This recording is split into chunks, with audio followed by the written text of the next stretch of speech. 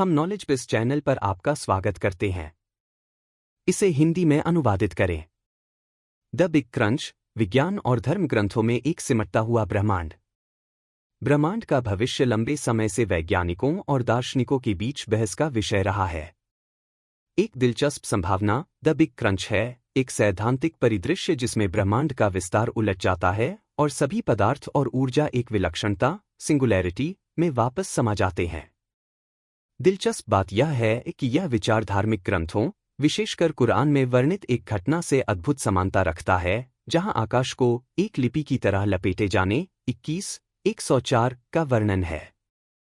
यह लेख the big crunch के वैज्ञानिक सिद्धांत और ब्रह्मांड के भाग्य के प्राचीन वर्णनों के साथ इसके रोचक संबंध की खोज करता है। द बिग क्रंच परिकल्पना।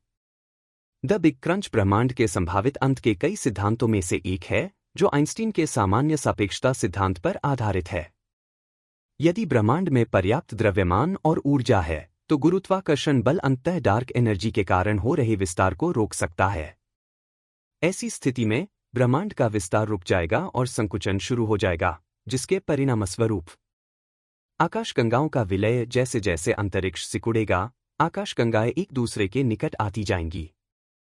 तापमान में वृद्धि, पदार्थ के संपीड़ित होने से ब्रह्मांडीय पृष्ठभूमि का तापमान बढ़ेगा। ब्लैक होल्स का प्रभुत्व, सुपरमैसिव ब्लैक होल आपस में मिलकर आसपास के पदार्थ को निगलने लगेंगे।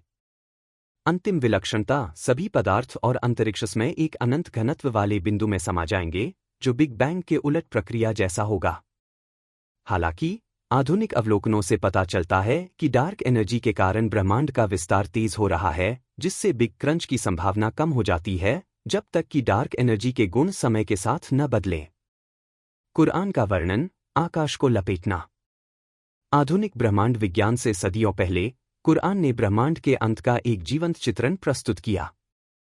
जिस दिन हम आकाश को लिपटे हुए कागज की तरह समेट लेंगे। कुरान 21:104।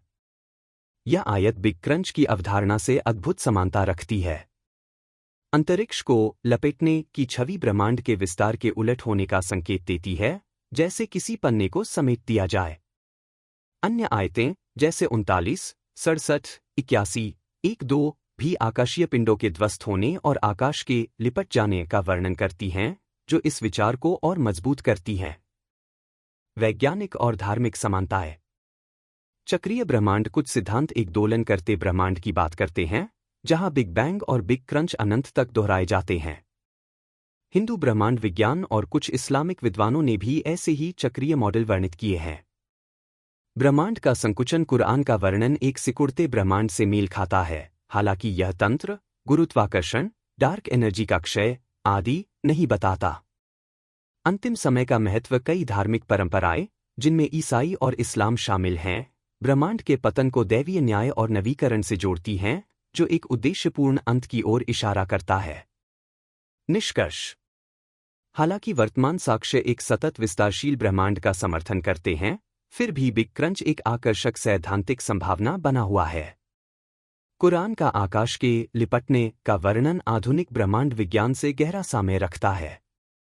चाहे गुरुत्वाकर्षण पतन के माध्यम से हो या दैवीय आदेश से, ब्रह्मांड के विस्तार के उलटने की अवधारणा विज्ञान और आध्यात्मिकता के बीच एक सेतु बनाती है, जो हमें अस्तित्व के अंतिम भाग्य पर गहन चिंतन के लिए आमंत्रित करती है।